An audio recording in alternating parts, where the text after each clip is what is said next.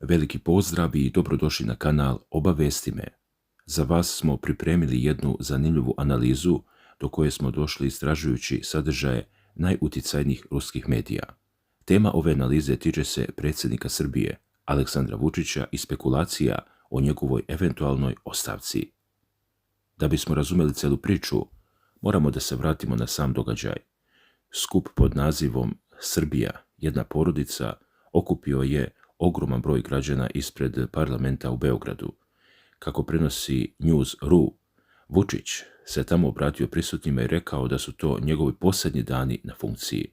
Ali pazi sad, istog trenutka je naglasio da Srbija ne napušta svoje prijatelje, misleći pritom na Rusiju i Kinu. Rekao je, citiram ga: "Bismo li uništili naše tradicionalne prijateljske odnose sa Kinom i Rusijom? To nećemo učiniti. Nećemo napustiti naše prijatelje kada su vremena teška, ali ćemo ispuniti sve svoje obaveze na evropskom putu." I tu dolazimo do ključne stvari. Vučić je efektivno rekao: ostajemo prijatelji sa Rusijom, ali idemo ka Evropi. To je onaj poznati balans koji Srbija pokušava da održi godinama, da ne kažemo decenijama. Ali sada, sa najavom ostavke, cela ta priča dobija novu dimenziju, jer kako prenose ruski News.ru, ovo nije običan politički potez. Prema informacijama koje se pominju u medijima, Vučić želi da iznenadi opoziciju. Njegov predsjednički mandat zvanično ističe 2027. godine, ali on sada pokreće prevremene izbore. Zašto? Zato što opozicija, kako tvrde analitičari, nije spremna. Nemaju jasnog kandidata, nemaju pripremljenu kampanju, a vladajuća stranka je već u predizbornom režimu. Ovo je, kako kažu, šahovski potez kojim se opozicija stavlja u poziciju da jednostavno ne stigne da se organizuje. Oleg Bondarenko, inače direktor Fondacije za progresivnu politiku, u intervju za News.ru objasnio ovu situaciju. Prema njegovim rečima, ove godine se očekuju prevremeni parlamentarni izbori, verovatno negde u oktobru. Vučić želi da iskoristi spremnost svoje stranke i dobro uspostavljenu infrastrukturu. Opozicija, sa druge strane, nema jasnog kandidata koji bi mogao da dobije širu podršku. To znači da opozicija ima manje vremena za kampanju, a to je u politici ogromna prednost za vladajuću koaliciju. Ali slušaj ovo, ono što je još važnije, ko bi mogao da bude novi predsjednik? Prema pisanju Kurira, bivši premijer i lider Srpske napredne stranke Miloš Vučević pominje se kao najverovatniji kandidat. Međutim, kako ističu analitičari, to zapravo nije toliko bitno. Bondarenko objašnjava da bi svaki kandidat iz vladajuće stranke bio samo avatar Vučića. Ono što je mnogo verovatnije, kako navodi, jeste neka vrsta političkog raspada, gde bi mjesto predsjednika zauzeo formalni predstavnik, možda čak iz redova opozicije, dok bi izvršnu vlast zadržala SNS oko vlade i njenog šefa. I tu dolazimo do najvažnijeg pitanja. Šta se zapravo dešava sa odnosima Srbije i Rusije u celoj ovoj priči? Jer bez obzira ko dođe na vlast, bez obzira na to da li će Vučić postati premijer ili ostati lider stranke, pitanje kako će se Beograd ponašati prema Moskvi. Prema analizi koju je za News.ru izneo politikolog Viktor Suhotin, u odnosima Beograda i Moskve malo će se promeniti. On ističe da su njihove veze trenutno na sporom silaznom putu i da je pri trenutnom odnosu Evrope prema Rusiji tu putanju gotovo nemoguće promeniti. Srbija je, kako kaže, postala talac odnosa Rusije sa Evropom. Zato je fizički nemoguće zamisliti razvoj odnosa Beograda sa Moskvom ako bi to značilo pogoršanje odnosa sa Briselom. Oleg Bondarenko se slaže sa ovom ocenom. On objašnjava da je Srbija ekonomski i finansijski deo Evrope i da je trenutni model zadržavanja neutralnosti maksimum mogućeg.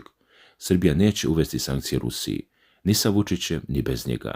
Zadržat će ruski biznis koliko je to moguće, bezvizni režim i direktne aviolinije, ali rusko-srpski odnosi će se održavati tačno onoliko koliko Beograd bude mogao da izdrži pritisak Zapada. Ali ima tu jedna začkoljica. Postoje unutrašnji faktori koji sprečavaju Srbiju da se potpuno prikloni Briselu.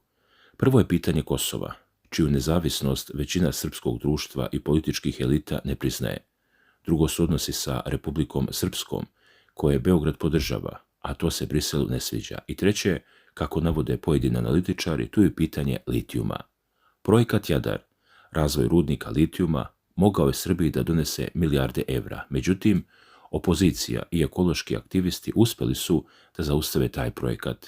I sada se postavlja pitanje, da li će nova vlast imati drugačiji stav? Prema nekim informacijama koje se pominju, litijum bi mogao da se kopuje u Nemačkoj, što bi značilo da Srbija gubi ogroman ekonomski potencijal. I tu dolazimo do onoga što mnogi nazivaju studentskom opozicijom. Radi se o generaciji Z, mladim ljudima koji su izašli na ulice i postali glavna politička snaga u Republici. Oni su, kako se navodi, fokusirani prvenstveno na unutrašnje probleme zemlje, korupciju, nepotizam i odbacuju običajne spoljno-političke igre. Oni ne žele da biraju između istoka i zapada, oni žele promjene u Srbiji. Ali ovdje priča nestaje, jer ono što je zanimljivo jeste da Evropska unija uprkos svemu ne želi da izgubi Srbiju.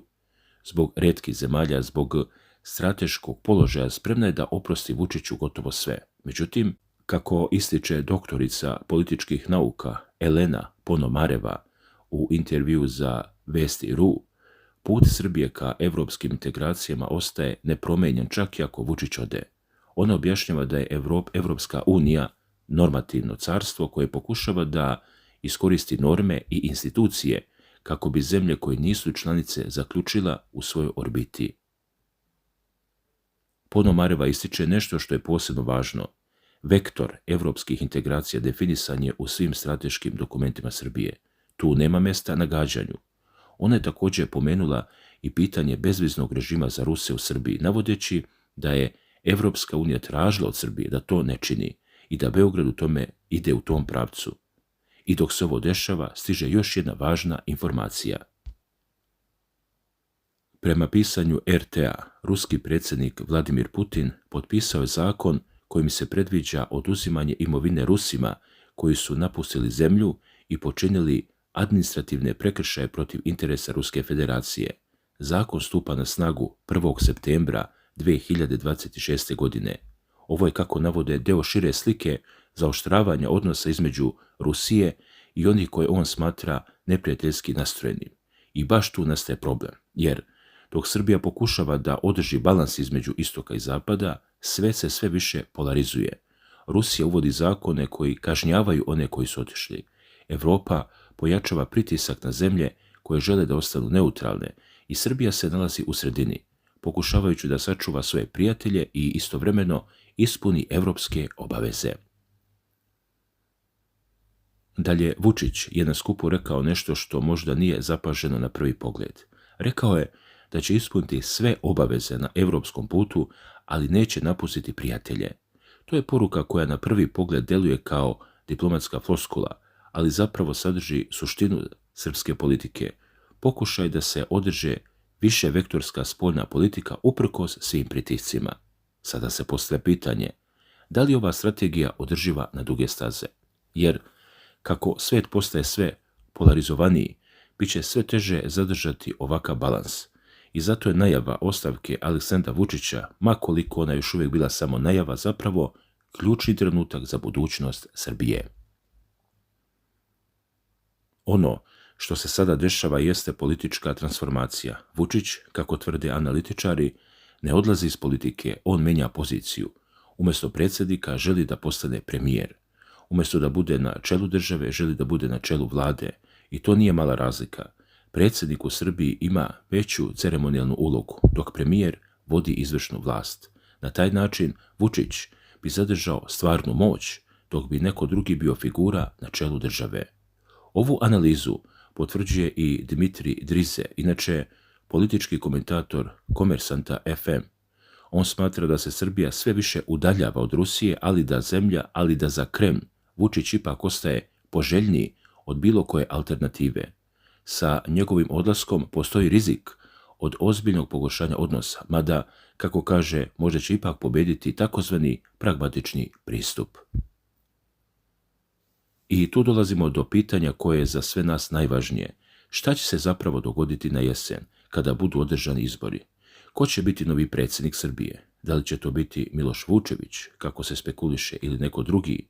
Prema rečima Bondarenka, moguće je da će se desiti raspasovka, da će mjesto predsjednika zauzeti formalni predstavnik opozicije, dok će izvršnu vlast zadržati SNS. Ova opcija zvuči neverovatno, ali ako pogledamo političku istoriju, nije prvi put da se ovakve kombinacije dešavaju. Cilj je jasan, zadržati kontrolu nad državom, ali promijeniti lica kako bi se umirili protesti i odgovorilo na zahtjeve opozicije. Zato je važno obratiti pažnju na ono što se dešava u Beogradu u narednim danima, jer kako stvari stoje, ovo je tek početak jedne velike političke drame koja će oblikovati budućnost ne samo Srbije, već celog Balkana. Dragi gledaoci, i dok se cijela ova politička drama odvijala na ulicama Beograda, stigla je još jedna vest koja je na prvi pogled prošla gotovo neprimećeno, ali koja zapravo otkriva suštinu trenutnog položaja Srbije. Vučić je u razgovoru sa novinarima govorio o vojnim vežbama sa Rusijom i rekao je nešto što je za mnoge zvučalo kao priznanje, ali što je zapravo jasna politička poruka. Rekao je da Srbija trenutno ne izvodi zajedničke vojne vežbe sa ruskim oružanim snagama. I ne zato što to ne želi, već zato što, kako je objasnio, ne želi da se meša u ukrajinski sukob. Njegove reči su bile jasne. Čim se sukob završi, Srbija će nastaviti vežbe sa svima, pa i sa Rusijom, ali do tada, kako je rekao, učešće u manevrima sa bilo kojom stranom u trenutnoj situaciji moglo bi da se protumači kao političko pristupanje sukobu. I tu dolazimo do suštine. Srbija je, kako je Vučić naglasio, vojno neutralna zemlja, ali ta neutralnost danas izgleda potpuno drugačije nego pred nekoliko godina, jer, da budemo iskreni, sjećate li se vremena kada su ruski padobranci skakali iznad Srbije na vežbama Slovenski štit? Sjećate li se zajedničkih vojnih manevara koji su se redovno održavali? To je sada, kako stvari stoje, prošlost. Srbija više ne vežba sa Rusijom. Ne zato što je promijenila stav, kako tvrdi Vučić, već zato što je svaka takva aktivnost danas geopolitički rizik. Zamislite samo kakve bi vesti zaokupile svjetske medije da su se ruski vojnici pojavili na srpskom poligonu dok se u Ukrajini vode borbe. To bi bio signal koji bi Zapad protumačio kao svrstavanje, a Srbija to bar za sada ne želi. Međutim, ovdje priča ne stoji, jer dok se Srbija povlači iz vojnih vežbi sa Rusijom, ona istovremeno održava i razvija vojnu saradnju sa drugim zemljama i to je onaj fini balans o kome smo već govorili. Beograd nastavlja da vežba sa raznim stranama, ali ne sa Rusijom, dok traje sukob. I to je, kako tvrde analitičari, pragmatičan pristup. Ali pazi sad, šta ovo zapravo znači? Vojna neutralnost Srbije danas nije isto što i vojna neutralnost Švajcarske. Srbija je okružena članicama NATO-a, nalazi se u regionu koji je istorijski osjetljiv i svaki njen potez se posmatra pod mikroskopom. Kada Vučić kaže da neće vežbati sa Rusijom i da ne bi iritirao Zapad, on zapravo priznaje jednu tešku istinu. Srbija je postala talac velikih sukoba. I tu se postavlja pitanje, šta će se desiti sa ovom vojnom neutralnošću nakon što Vučić ode? Da li će novi predsjednik, kogod to bio, nastaviti istu politiku? Prema onome što su analitičari iznijeli, bez obzira na to ko dođe na vlast, Srbija neće menjati kurs. Zato što, kako objašnjava Oleg Bondarenko, Srbija je ekonomski i finansijski deo Europe. Ona jednostavno ne može da priušti da ugrozi odnose sa Briselom, čak i ako to znači da će morati da žrtvuje neke segmente saradnje sa Moskvom. Ali važno je razumeti i sljedeće. Vojna neutralnost je ustavna kategorija u Srbiji. To nije nešto što je Vučić izmislio. To je deo njegovog identiteta i zato je malo verovatno da će bilo koja vlast, makoliko bila promijenjena, napustiti tu politiku, jer, kao što znamo, ulazak u NATO je za ogroman deo srpskog društva neprihvatljiv, dok je istovremeno potpuno okretanje Rusiji, s obzirom na ekonomske posljedice, također nemoguće. I tu dolazimo do ključnog trenutka. Sve ove odluke o vojnim vežbama, o spoljnoj politici, o balansiranju između istoka i zapada, one se donose u Beogradu, ali pod ogromnim pritiskom spolja. I to nije tajna. Ono što jeste tajna, kako će Srbija izaći iz ove situacije? Da li će uspjeti da zadrži svoju poziciju ili će biti prinuđena da se opredeli? Zato je važno obratiti pažnju na ono što Vučić kaže o Rusiji. Na skupu ispred Skupštine je rekao da Srbija ne napušta svoje prijatelje, ali istovremeno u istom govoru kaže da ide evropskim putem, a sada kada govori o vojnim vežbama, kaže da ih ne održava sa Rusijom jer ne želi da se meša u sukob. To je, složit ćete se, prilično delikatna poruka. Šta to zapravo znači? Znači da će Srbija i dalje nastojati da održi svoje veze sa Rusijom, ali na način koji neće izazvati reakcije Zapada. Također to znači da će diplomatski odnosi biti održavani, da će trgovina, koliko je to moguće, nastaviti da teče, da će aviolinije i bezvizni režim ostati, ali vojne vežbe, koje su simbolički najvažniji deo svake saradnje, bit će stavljene na čekanje. I to je, kako kažu analitičari, strategija koja se zove čuvanje prijatelja bez iritiranja neprijatelja. Pitanje je samo koliko dugo ta strategija može da funkcioniše. Sada, kada sve sagledamo, jasno je da ostavka Aleksandra Vučića, čak i ako se desi, neće promeniti suštinu srpske spoljne politike, bez obzira ko dođe na vlast. Bez obzira na to da li će Vučić postati premijer ili ostati lider SNS-a, Srbija će nastaviti da se kreće evropskim putem, ali bez napuštanja Rusije, jer, kako su nam pokazali analitičari, ta politika je uklesana u strateškim dokumentima zemlje. Ali ono što je važnije, ova politika je uklesana i u svesti građana. Ogroman deo srpskog društva ne želi da bira između istoka i zapada.